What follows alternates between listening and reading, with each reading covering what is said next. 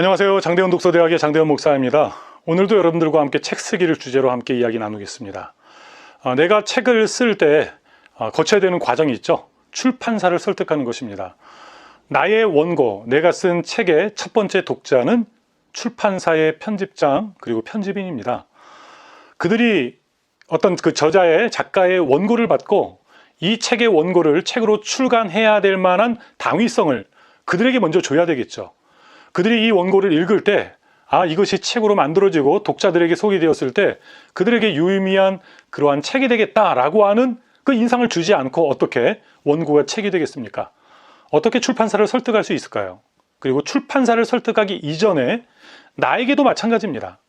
수많은 이야기들 가운데 내가 책으로 만들어야 될 이야기, 그것은 무엇이 되어야 하는가 하는 것이죠. 이 세 가지를 어떤 책을 쓰든지 여러분들이 고려해야 될 텐데요. 첫 번째는 주제의 명확성입니다. 과연 어떤 주제를 쓰느냐라고 하는 것입니다. 내가 다룰 수 있는 수많은 주제들이 있겠지만 아마도 그 첫 번째 책이라고 하는 것은 그 중에서도 내가 가장 잘 표현할 수 있는, 내가 가장 그 이야기를 전개함에 있어서 충분히 준비되었다라고 하는 것들을 여러분들은 책의 주제로 선정하게 될 것입니다. 주제를 선정할 때 중요한 것 가운데 하나는 내가 하고 싶은 이야기를 책의 주제로 삼아야 되겠죠. 그러나 어찌 보면 그것보다 더 중요한 것은 내가 중요하다고 여기는 이 주제가 독자들에게 필요한 것인가 라고 하는 것입니다. 책 쓰기라고 하는 것은 일반적인 나를 위한 어떤 글쓰기, SNS의 글쓰기, 그리고 출간되기 이전의 수많은 글쓰기와 다른 것이 뭐냐면 대상이 분명하다는 것입니다. 내가 누군가에게 읽혀지기를 원하는 마음으로 이 원고를 쓴다는 것이죠. 그랬을 때 우리가 고려해야 하는 것은 바로 내가 쓰고자 하는 그 주제에 대해서 그들이 어떻게 생각하는가 하는 것입니다. 많은 책에서 이렇게 얘기하죠. 책이라고 하는 것은 독자가 듣기 원하는 이야기를 쓰는 것이다 라고 얘기합니다. 이게 무슨 말이지? 라고 하는 사람이 있을 것입니다. 책이라고 하는 것은 저자가 간직하고 있는 것들을 독자에게 나누고자, 다시 말하면 저자가 전달하고 싶은 이야기를 담는 거 아니냐? 맞습니다. 그런데 제가 이야기하는 것은 뭐냐면 내가 전달하고자 하는 주제라 할지라도 독자가 알아들을 수 없는 이야기로 그들에게 레토릭, 소개되고 전달된다면 책이라고 하는 것으로서의 그 의미는 어찌 보면은 약화될 것입니다. 내가 전달하고자 하는 주제라 할지라도 그들이 들을 수 있는 이야기로, 내가 전달하는 이야기가 그들에게 다가갔을 때 그들이 가지게 될 의문을 해소해 줘야 되겠죠. 그냥 내가 하고 싶은 건 A인데 그들이 B를 듣고 싶어 하니까 B를 얘기하는 게 아닙니다. 내가 이야기하는 것은 어떤 이야기에 대한 찬성과 지지인데 독자들이 듣고 싶어 하는 것이 반대의 이야기이기 때문에 내 의지를 꺾고 그 이야기를 하라는 것이 아니라 독자를 배려하는 것이죠. 독자가 무엇을 궁금해하냐는 것인가를 항상 관심을 가져야 됩니다. 그래서 내가 한 문장의 글을 쓰고 어떠한 주장을 펼쳐나갈 때 내 어떠한 그 논증 과정에만 충실한 것으로만은 책은 부족합니다. 독자가 책의 이야기가 전개되는 과정 속에서 갖게 되는 의문, 그 의문을 해소해 가는 과정, 그 배려의 과정들이 있어야 됩니다. 요 정도 이야기를 전달했을 때 독자는 이것이 궁금할 거야. 그 필요성을 채워줘야 되는 것이죠. 만약에 다수의 사람들이 내 생각과 다르다라는 것을 알 때 책으로 출간되는 것은 참 어려움이 있습니다. 그때도 중요한 것은 저자가 독자를 얼마나 배려하느냐라고 하는 것이죠. 독자의 의문, 그들이 던지는 질문, 그것을 얼마만큼 내 책의 내용을 통해서 해소해 가며 내가 전달하고자 하는 것, 그 주장과 의견을 개진하느냐라고 하는 것에서 내가 다루는 그 주제, 그것이 독자에게 잘 전달될 수도 있고요. 바로 이 부분에서 실패할 때 독자에게 선택받지 못하는 책이 될 수도 있을 것입니다. 책을 우리가 출간하려고 할 때 첫 번째로 신경 써야 될 것이 무엇이라고 했죠? 바로 다루고자 하는 주제를 명확히 하는 것입니다. 두 번째는 이 첫 번째와 연관될 수밖에 없습니다. 두 번째는 작가의 전문성, 그리고 작가가 가진 차별성입니다. 출판사에서 봤을 때 그가 이 주제를 다룬다고 했는데 그의 이전의 그 시간들이 이 주제를 다룰 만큼의 어떤 준비된 그 기간과 시간이었는가라고 하는 그 부분에 있어서 오늘 우리는 답을 할 수 있어야 됩니다. 출판사는 당연히 궁금해 하겠죠. 만약에 어떠한 그 저자가 돈에 관해서, 성공에 관해서 책을 쓰려고 한다고 했을 때 출판사는 물을 겁니다. 그러면 당신은 돈에 대해서 얼마만큼 소유해 보았습니까? 돈과 관계된 어떠한 삶의 스토리가 있습니까? 그리고 당신의 삶에 성공이라고 하는 그 요소들은 어느 정도 삶의 누림이었습니까? 라고 하는 그 질문, 아주 간단한 질문이겠죠. 한 번도 자신이 하는 일에서 성공다운 성공을 해보지 못했고, 돈을 이야기하려고 하는데 돈이라고 하는 것 자체를 소유해보지 못했다고 한다면 아마 그 주제에 대해서 책을 쓰려고 하는 그 의도를 당연히 의심하며 물음표를 던질 수밖에 없을 것입니다. 그런데 돈을 소유하지 못했더라도 세상이 이야기하는 성공이라고 하는 그 어떤 성취를 누리지 못했더라도 만약에 그가 그것을 충분히 누릴 수 있는 존재였음에도 불구하고 그것을 선택하지 않았을 때 그는 충분히 자격이 있죠. 우리가 무엇을 이야기하려고 할 때 내가 그것을 이야기하는 것의 권위가 자체의 권위가 부여되는 것이 아니라 그 이야기라는 존재가 누구냐라고 하는 것이죠. 제가 여러 권의 책을 쓴 그리고 독서의 전문가로서 여러분에게 여러분 책을 읽으십시오. 책은 인생을 풍요롭게 하는 귀한 선물입니다. 라고 이야기하는 것 어떤 이들에겐 영향력이 되겠죠. 그러나 제가 이야기하는 것보다 100세 되신 김영석 교수님 오랜 그 삶의 여정을 통해서 읽기와 쓰기와 그리고 수많은 가르침, 인생의 그 여러 가지 역경을 지나오셨던 그 분이 100년을 살아보니라고 하는 그 책의 서문에서 뭐라고 얘기했죠? 내가 후세대들에게 한 가지 권면할 것이 있다고 한다면 책을 읽어야 된다는 것.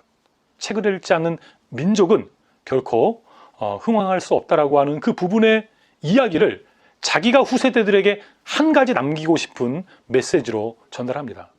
제가 책을 읽으십시오 라고 하는 말과 김영석 교수님이 책을 읽으십시오 똑같은 말을 했다고 했을 때 어느 말에 권위가 있겠습니까? 똑같은 말이지만 그 말을 누가 했느냐라고 하는 것이죠. 자연스럽습니다. 출판사 입장에서는 어떠한 주제에 대해서 이야기를 책을 통해 전달하려고 하는 그 저자의 이야기를 들었을 때 그가 누구인가라고 하는 그 부분에 관심을 가질 수밖에 없습니다. 마찬가지입니다. 내가 어떤 책을 쓰려고 할 때 나는 누군가라고 하는 질문을 던져야 됩니다. 지나온 삶을 통해서 나에게 준비된 것은 무엇인가라는 것이죠. 어떤 한 가지 기준만을 가지고 이런 사람만 이런 이야기를 할 수 있다라고 얘기하는 것이 아닙니다. 자기 스스로에게 설득돼야 되고요. 자기 스스로에게 나 정도 되면 이 정도 이야기는 충분히 할 수 있다고 생각해. 그리고 출판사가 자신들의 자금을 들여서 재정을 통해 이 책을 출간해야 될 만한 이유를 그들에게 던져줄 수 있는 작가라고 생각해. 여러분 사람마다 자신의 지나온 삶에 40년, 50년을 살아온 사람이라고 한다면 분명히 이전 시간 자신의 삶을 채웠던 그 무엇인가가 있을 것입니다. 어떤 사람에게는 일의 성공일 수 있고요. 어떤 사람은 일의 실패를 통해 전달할 수 있는 일이 있을 것입니다. 어떤 이들은 건강을 통해, 때로는 어떤 이들은 나약함을 통해 남자만이 할 수 있는 이야기가 있고 때로는 여자만이 할 수 있는 이야기가 있을 것입니다. 어떠한 기업체를 운영하는 운영자의 입장에서 할 수 있는 이야기가 있고요. 평생 노동자로 살아왔던 이들의 입장에서만 이야기 풀어나갈 수 있는 것들이 있을 것입니다. 작가가 누구냐라는 것이죠. 그 글을 쓴 저자가 누구냐라고 하는 것이죠. 바로 저자의 이력, 지나온 삶의 그 흔적, 그것이 내가 쓰고자 하는 그 이야기를 더 힘있게 할 수도 있고 권위를 부여할 수도 있다라고 하는 사실 너무나 당연하지만 여러분들이 주제를 선정함에 있어서 여러분을 가장 잘 어필할 수 있는 여러분만이 나만이 쓸 수 있는 이야기다 라고 할 수 있는 그런 주제를 선정하는 것 바로 우리가 두 번째로 생각해야 될 부분일 것입니다. 세 번째는 이 주제를 쓰고자 하는 이유 그리고 그 목표를 분명히 하는 것입니다. 출판사의 입장에서는 이런 것이죠. 예를 들어서 제가 썼던 책 가운데 새벽에 읽는 유대인의 인생 특강이라고 하는 책이 있습니다. 출판사에서 저에게 탈무드에 대한 글을 써달라고 했습니다. 트리비움의 일상 수업 그 원고를 보고 이 저자가 탈무드에 대한 이야기를 쓰면 좋겠다라고 하는 출판사의 입장이 있어서 출판사가 저에게 출간 의뢰를 해왔던 주제였습니다.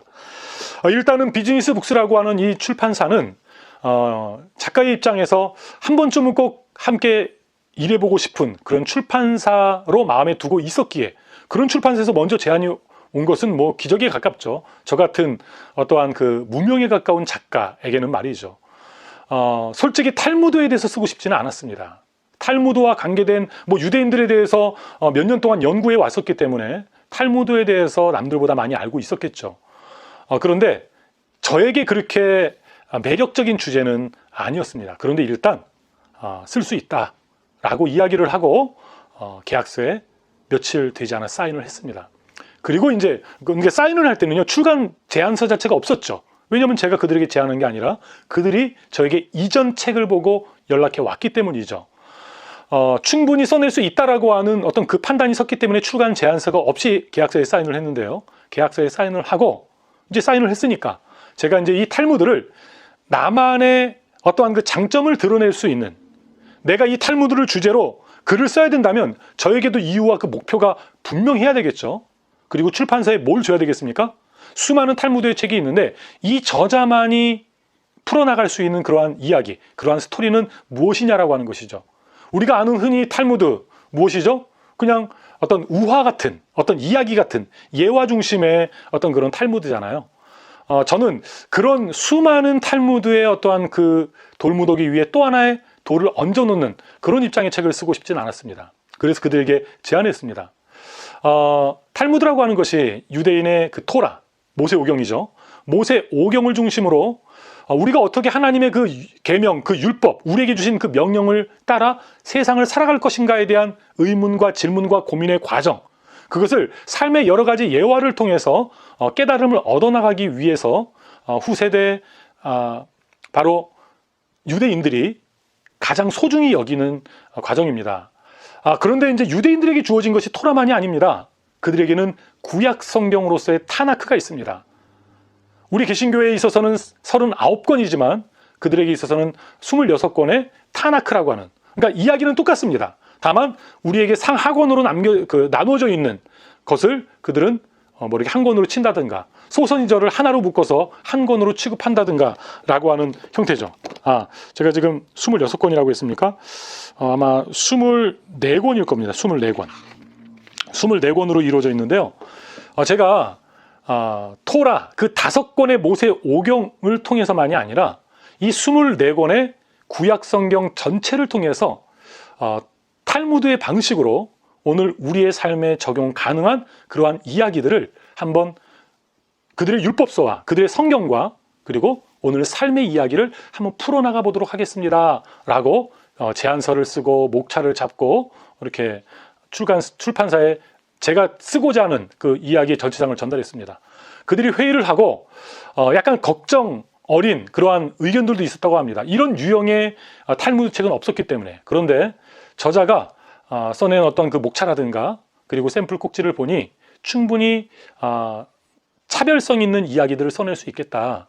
그리고 이 저자가 목사인데 목사만이 풀어낼 수 있는 바로 그 부분, 저자가 이야기했던 바로 그 강점이 이런 형태를 통해 충분히 묻어날 수 있지 않을까. 출판사도 거기에 동의했기에 이제 그러한 차원에서 글을 써갈 수 있었습니다. 그래서 얼마나 재밌는지 모릅니다. 저에게 이 24꼭지의 이야기는 24편의 어떤 설교라고 할까요? 어떤 그 진리, 복음, 어떤 그런 구원을 이야기하는 것은 아니지만 불신자들을 모아놓고 복음을 전하기 이전에 어떤 기독교의 그 문화를 성경을 통해서 삶의 교훈적인 이야기로, 탈무드가 바로 그런 것이죠. 진리라기보다는 진리를 오늘 우리의 삶에 끌어들여서 어떻게 살 것인가에 대한 어떠한 문제 제기들이죠. 바로 이 책은 일반 세상의 자기계발로 유명한 비즈니스 북스에서 출간된 책이지만 이거는 목사인 저이었기에 탈무드라고 하는 형식으로 쉽게 풀어 쓴 구약 개론서라고 이야기할 수 있습니다. 누구를 위해요? 불신자들을 위한 자기계발 구약 개론서. 좀 말이 그렇죠. 정말 이 안에 핵심이 많이 빠졌죠. 창세기를 이야기할 때 창세기의 핵심이 빠졌고요. 그리고 선지서를 이야기할 때 선지서의 핵심이 빠졌죠.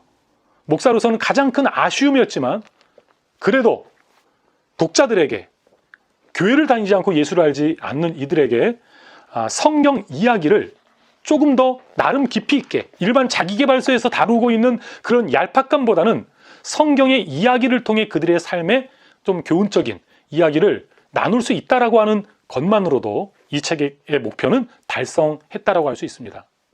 첫 번째, 어떤 주제의 이야기를 책에 담을 것인가? 그 저자는 그 이야기를 쓸만한 이력, 지난 시간을 살아온 사람인가? 세 번째, 그가 쓰고자 하는 그 주제를 쓸 때 과연 명확한 목표는 무엇이고, 그리고 그 책이 출간돼야 되는 더 분명한 이유, 다른 동일한 주제의 책과의 차별성은 무엇인가 라고 하는 바로 그것을 어떻게 만들어낼 것인가는 저자에게 있어서도 되게 중요하고요. 그리고 출판사의 출판 편집인들에게 있어서도 매우 중요한 것일 겁니다. 너무나 당연한 이야기일 수 있겠지만 여러분들, 저는 누구나 지나온 삶의 이야기들 속에는 다른 사람들과 함께 나눔직한 충분히 의미 있는 삶의 이야기들이 있다고 생각합니다. 다만 누군가는 글을 쓰는 데 있어서 조금 준비가 됐고 누군가는 준비가 덜 되었다라고 하는 것이죠. 그런데 여기에 글쓰기의 어떤 그 매력과 그리고 글쓰기의 가능성이라는 건 무엇이냐면, 내가 끊임없이 책을 읽어나가면서 내 마음속에 있는 그 이야기를 종이 위에 옮겨놓고요. 요즘엔 컴퓨터죠. 그리고 그것을 매일매일 조금씩 쓰고 가다듬고 퇴고의 과정을 반복해 나가면 나갈수록 때로는 고단한 과정, 굉장히 힘든 여정일 수는 있겠지만 그 과정을 통해 글이 세워져가는 모습을 직접 경험할 수 있다라고 하는 것입니다. 오늘 여러분들에게 나눈 책을 쓰기 이전에 나와 출판사를 설득하기 위해 필요한 세 가지 전제에 대해서 살폈는데요. 이 부분에 대해서 여러분이 고민해보는 시간 한번 가져보시길 바랍니다. 2020년도 연말입니다. 이제 2개월도 채 남지 않은 2020년도, 한번 여러분들의 삶의 이야기들, 내가 책을 쓴다면 어떤 주제로 써나갈 것인가 라고 하는 그 부분에 대해서 고민해 보시고요. 질문 던져 보시고요. 그냥 머리로서만 답하지 마시고요. 여러분의 종이 위에 그리고 컴퓨터에 한번 그것을 풀어나가 보십시오. 흔히 말하는 초고죠. 때로는 초고 이전에 어떤 그 메모 수준이라도 던져놓고 나면요, 내 삶에 이런 이야기가 있었구나 라고 하는 것을 여러분이 조금 더 객관적으로 바라볼 수 있는 기회, 바로 그러한 과정을 통해서 책 쓰기의 그 여정에 이 영상을 보시는 분들 가운데 한 분, 두 분 조금씩 다가설 수 있으리라고 생각을 합니다. 이후에도 오프라인을 통해서 여러분들에게 다양한 그 과정을 개설하게 될 텐데요. 온라인을 통해서 여러분들이 나눌 수 있는 것들, 공유할 수 있는 부분들을 함께 공유하고요. 또한 오프라인을 통해서 지속적으로 여러분들의 삶의 이야기들을 책으로 만들어 나가는 과정 속에 제가 도와야 될 부분들이 있다고 한다면 함께 도와가도록 하겠습니다. 다음 시간 또 다른 주제로 찾아뵐 것을 약속드리며 인사드리겠습니다. 감사합니다.